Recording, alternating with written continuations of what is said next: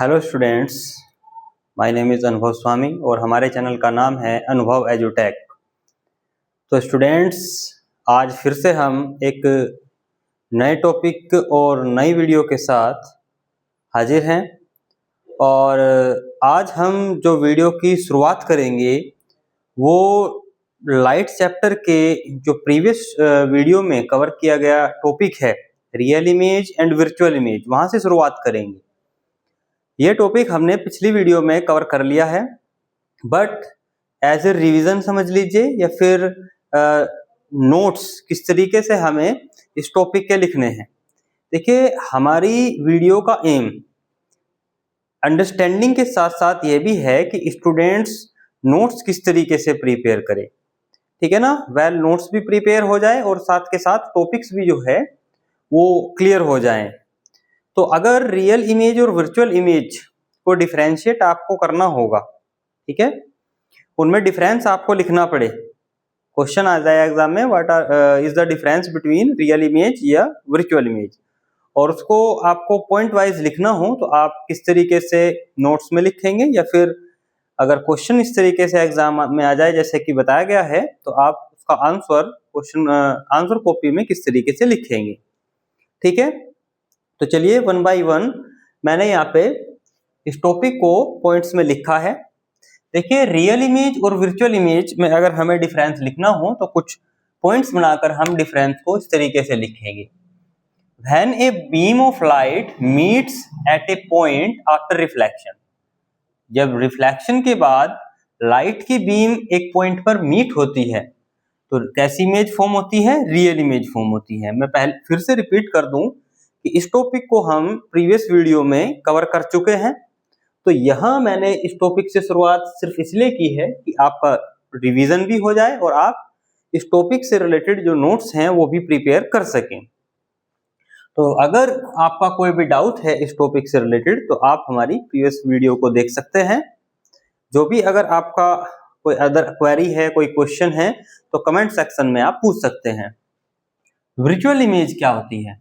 When a beam of light does not meet at a point after reflection but appears, क्या हो रही है? appear हो रही है। यानी कि हमने यहाँ पे समझाया था कि जो बीम ऑफ लाइट है वो एक्चुअल में मीट नहीं करती है, हमें ऐसा लगता है कि लाइट बीम मीट कर रही है।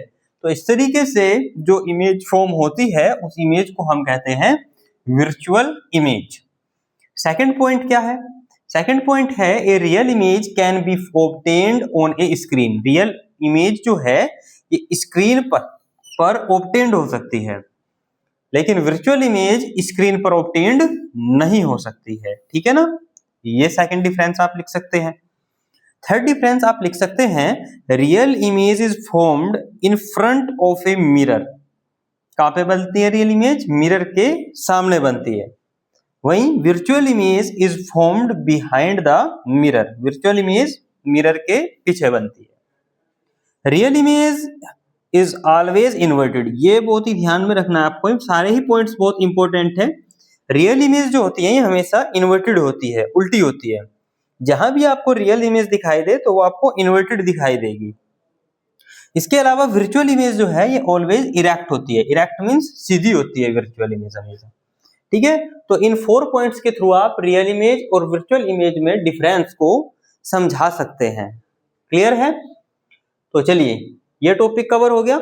यहाँ पे आप ये ध्यान रखना कि जो हमने कहा है real image is always inverted. Real image उल्टी होती है विद रेस्पेक्ट टू ऑब्जेक्ट। यानी अगर ऑब्जेक्ट की पोजीशन इरेक्ट है, सीधी है, तो इमेज कैसी बन जाएगी? इन्वर्टेड बन जाएगी, ठीक है ना। और real image is formed in front of a mirror. ये बात सिर्फ मिरर के लिए ट्रू नहीं है, बल्कि ये जो है बात कुछ कंडीशंस में लेंसेज के लिए भी ट्रू है। ये कुछ पॉइंट्स जो है आगे हम रे डायग्राम्स को समझेंगे, तो रे डायग्राम्स के थ्रू भी बहुत सारे पॉइंट्स यहाँ से हमें क्लियर हो जाएंगे, राइट। तो आप अपनी नोटबुक में इस तरीके से ये लिख लें। उसके बाद हम नेक्स्ट टॉपिक को समझेंगे।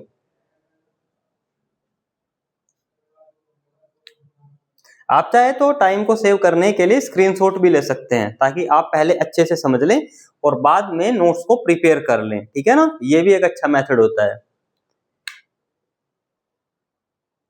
चलिए, तो अब हम नेक्स्ट टॉपिक करेंगे और नेक्स्ट टॉपिक होगा terms related to plane mirror. Okay,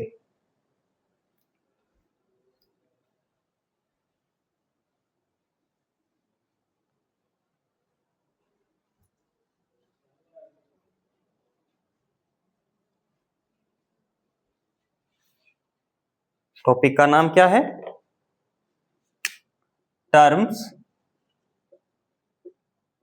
related to mirror. कौन सा मिरर? यहां पे हम बात करेंगे प्लेन मिरर।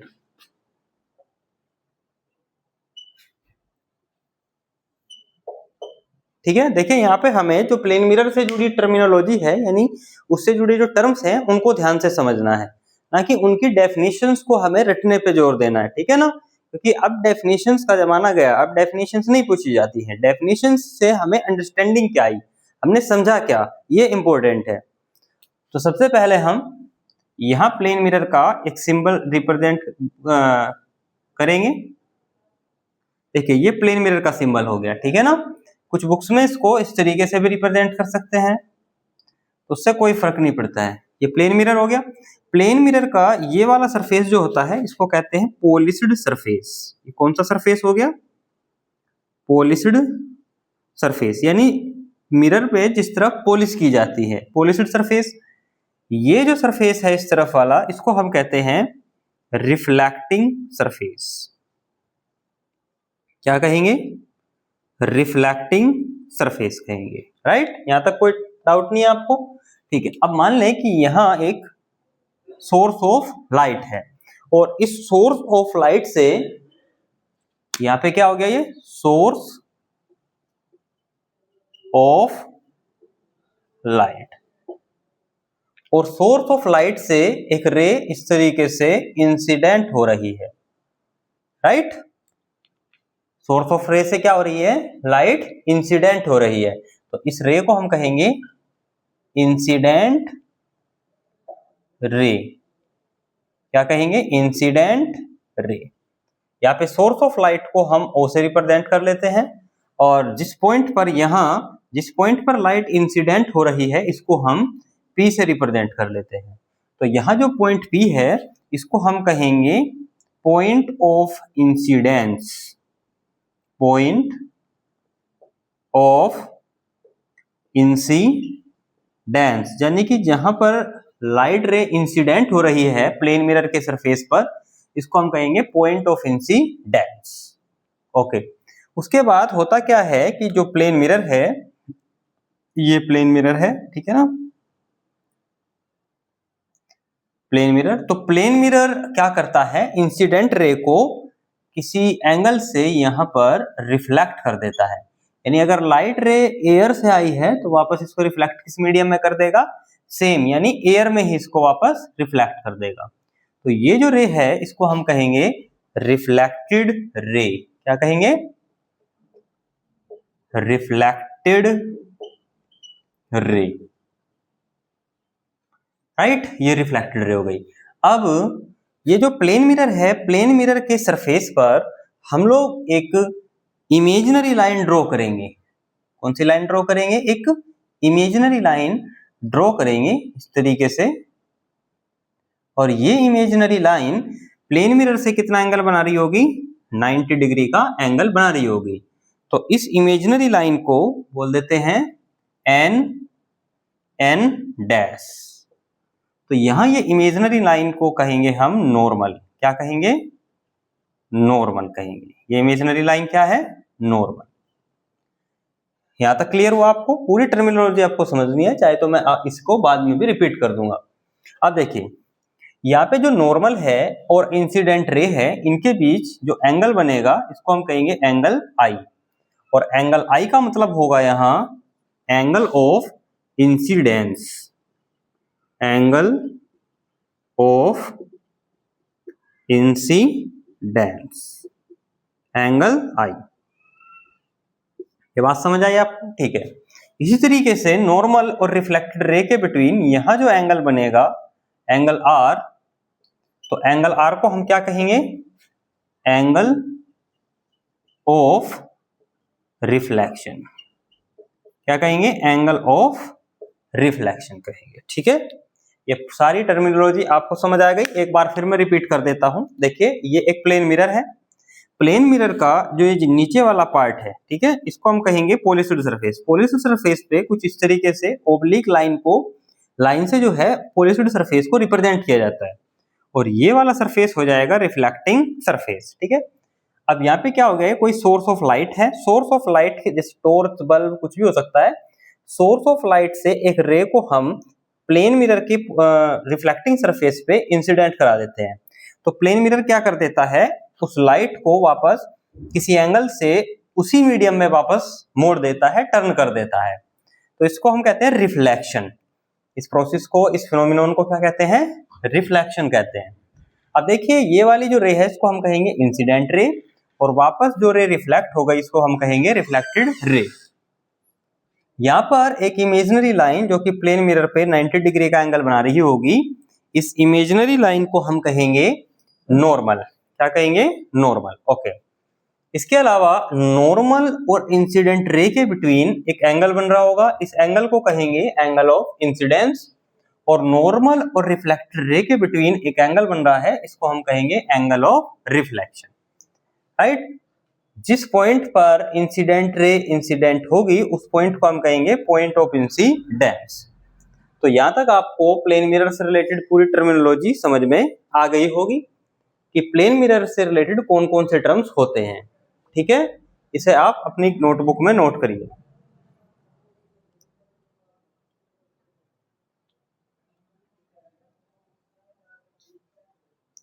चलिए, तो इसके बाद हम रिफ्लेक्शन को फुलफिल करने के लिए कुछ शर्तें होती हैं, कुछ क्राइटेरिया है, उनको हम नाम देते हैं लॉज ऑफ रिफ्लेक्शन। क्या नाम देते हैं, लॉज ऑफ रिफ्लेक्शन। तो अब अगला टॉपिक हम करेंगे laws of reflection.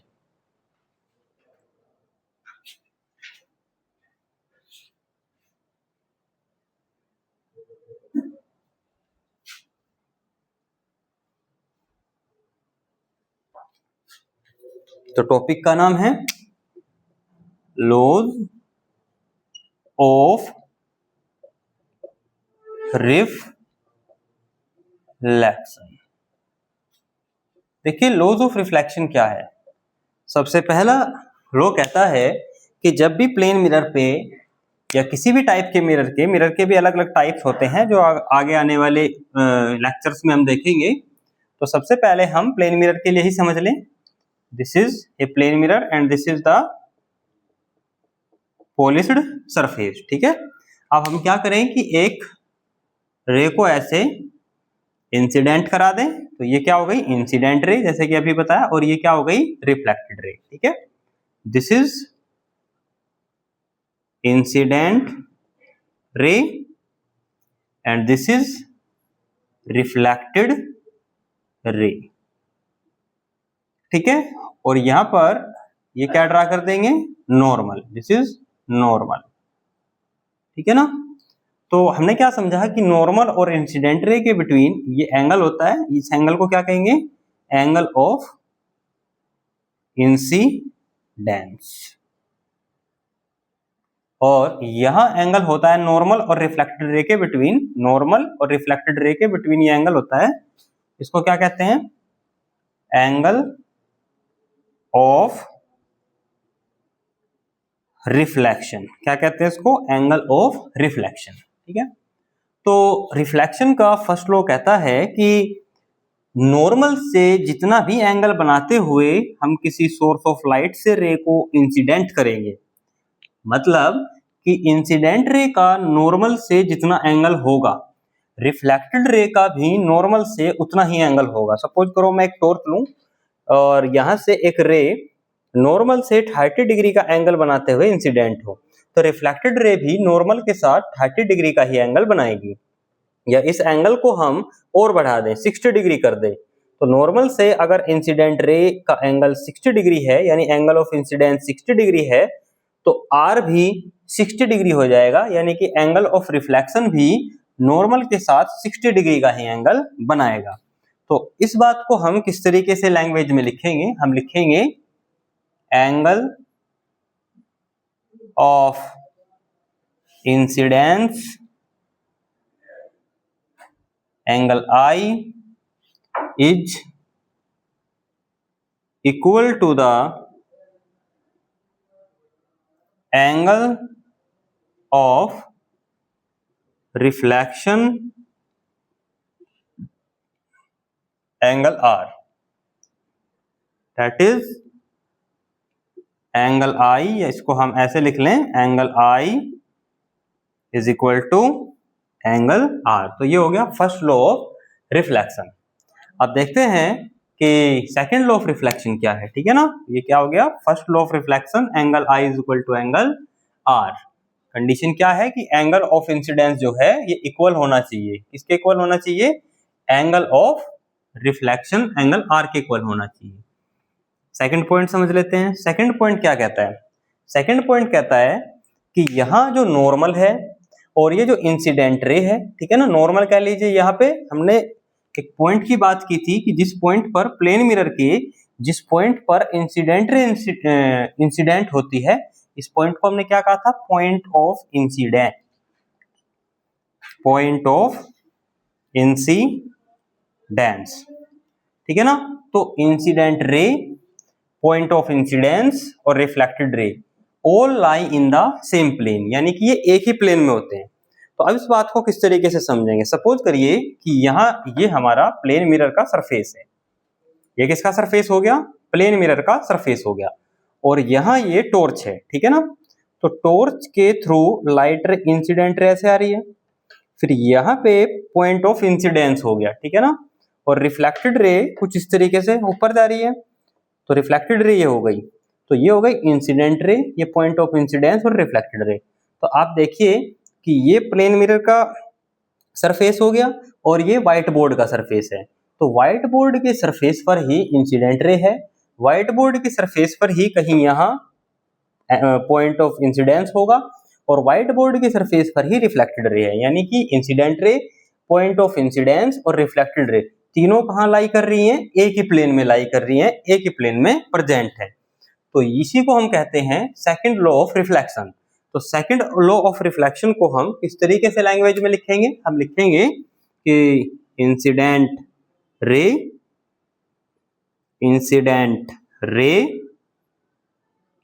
Reflected ray and point of incidence all lie in the same plane. यानी एक ही प्लेन में ये होते हैं. किस तरीके से मैंने अभी रिप्रेजेंट किया. तो ये क्या हो गया, सेकंड लॉ ऑफ रिफ्लेक्शन हो गया. क्या बताया कि incident ray, reflected ray and point of incidence all lie in the same plane.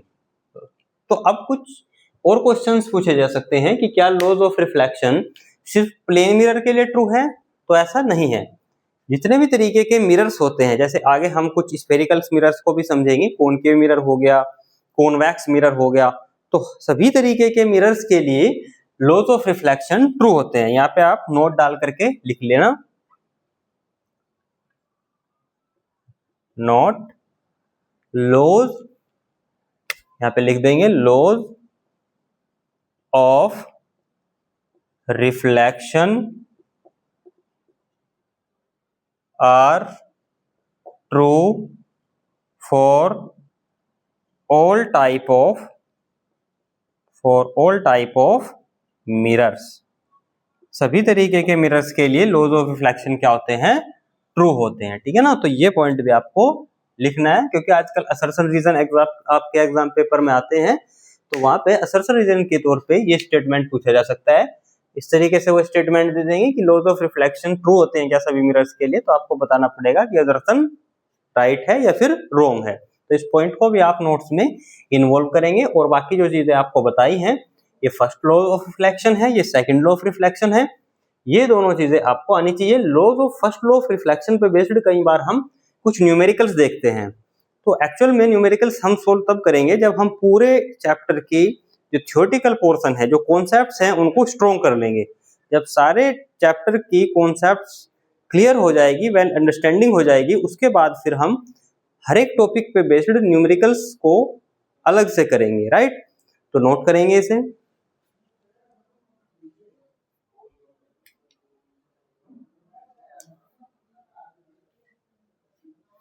ठीक है, तो चलिए अब हम इसके बाद नेक्स्ट टॉपिक की ओर बढ़ेंगे।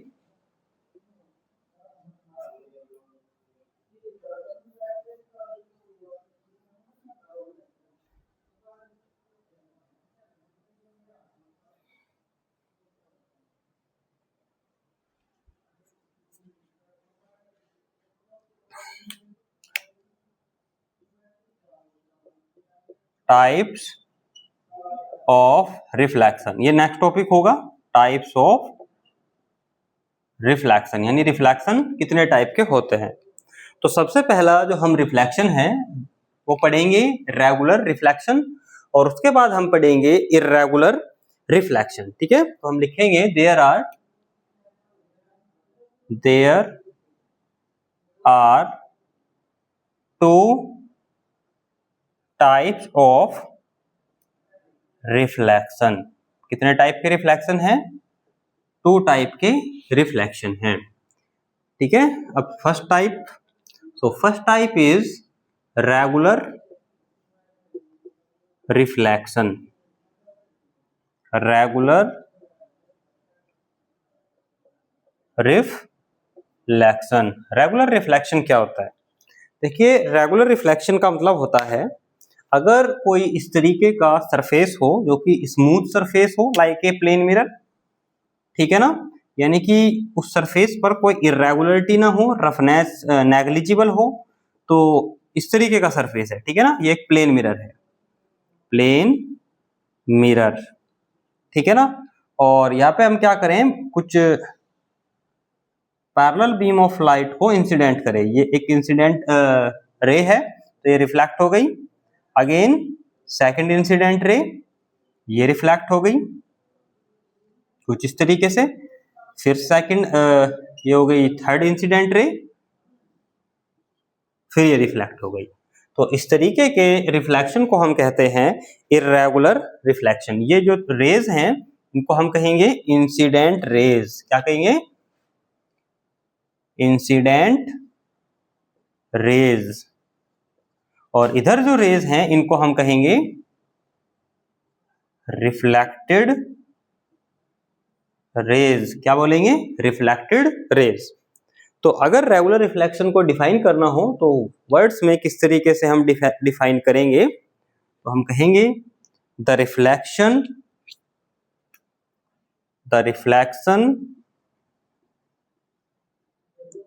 The reflection from a plane mirror, from a plane mirror, या फिर और स्मूथ सरफेस से या किसी प्लेन मिरर से अगर रिफ्लेक्शन हो रहा है तो ऐसे रिफ्लेक्शन को हम क्या कह सकते हैं? Is called regular, is called regular reflection. ऐसे रिफ्लेक्शन को हम क्या कहेंगे? Regular reflection. ठीक है ना, इस तरीके से हम इसको डिफाइन कर सकते हैं। इसका कोई एग्जाम्पल अगर हमें लिखना हो तो एग्जाम्पल में हम क्या लिखेंगे? एग्जाम्पल, तो एग्जाम्पल हम लिख सकते हैं रिफ्लेक्शन फ्रॉम न्यूज़पेपर, क्योंकि न्यूज़पेपर का सरफेस भी एक प्लेन सरफेस है और एज ए स्मूथ सरफेस हम ट्रीट कर सकते हैं। रिफ्लेक्शन फ्रॉम न्यूज पेपर, ठीक है ना, तो न्यूज़पेपर पे लाइट इंसिडेंट होती है और फिर वहां से रिफ्लेक्ट भी होती है, ठीक है ना। तो ऐसे रिफ्लेक्शन को हम क्या कह रहे हैं? Regular reflection. तो सबसे पहले जो हमने रेगुलर रिफ्लेक्शन के बारे में लिखा है और साथ साथ समझा है, इसे आप नोट करेंगे। इसके बाद हम रिफ्लेक्शन के सेकंड टाइप को समझेंगे, और रिफ्लेक्शन का सेकंड टाइप होता है इर्रेगुलर रिफ्लेक्शन। ओके, नोट कर लिया आपने? ठीक है, तो इसके बाद हम सेकंड टाइप समझते हैं इर्रेगुलर रिफ्लेक्शन।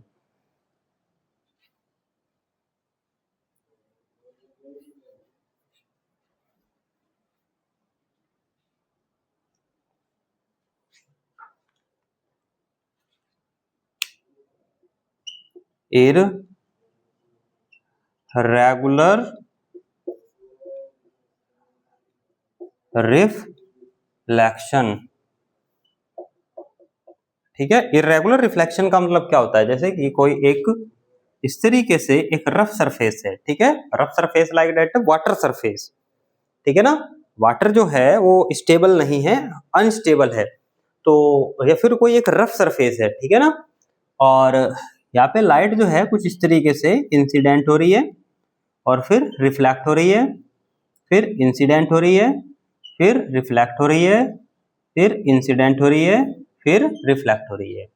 तो इस तरीके का जो रिफ्लेक्शन होता है इसको हम कहते हैं इर्रेगुलर रिफ्लेक्शन। सिमिलरली यहाँ भी जो वेव्स हमने ड्रॉ की है ये हो गई इंसिडेंट, जो रेज ड्रॉ की है ये हो गई इंसिडेंट रेज, और इधर वाली रेज हो गई रिफ्लेक्टेड रेज।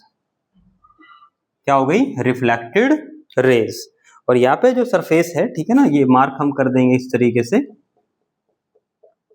तो ये एक इर्रेगुलर सरफेस है, ठीक है ना, ये हम कह सकते हैं एक रफ सरफेस।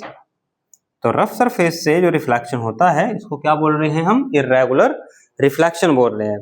तो इर्रेगुलर रिफ्लेक्शन को वर्ड्स में अगर हमें डिफाइन करना हो तो किस तरीके से करें, reflection of light from A rough और irregular surface, from a rough or a irregular surface is called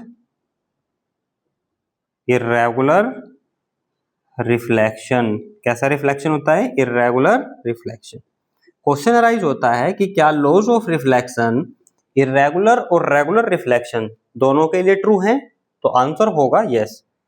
laws of reflection जो कि हमने पीछे दो स्टेटमेंट्स की फॉर्म में पढ़े, तो इर्रेगुलर रिफ्लेक्शन के लिए भी ट्रू है और रेगुलर रिफ्लेक्शन के लिए भी ट्रू है। तो एग्जांपल देखेंगे इर्रेगुलर रिफ्लेक्शन का, तो एग्जांपल हो जाएगा रिफ्लेक्शन फ्रॉम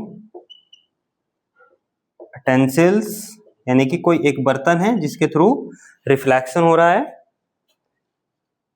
ठीक है ना, और क्योंकि जो बर्तन है उनके सरफेस पे थोड़ी रफनेस जरूर होगी, ठीक है ना, इरेगुलरिटीज होंगी, तो हम कह सकते हैं कि उसके थ्रू, टेंसिल के थ्रू जो रिफ्लेक्शन हो रहा है उसको हम क्या कह देंगे, इरेगुलर रिफ्लेक्शन। यहाँ पे हम लिख भी सकते हैं रिफ्लेक्शन, सेकंड एग्जांपल, रिफ्लेक्शन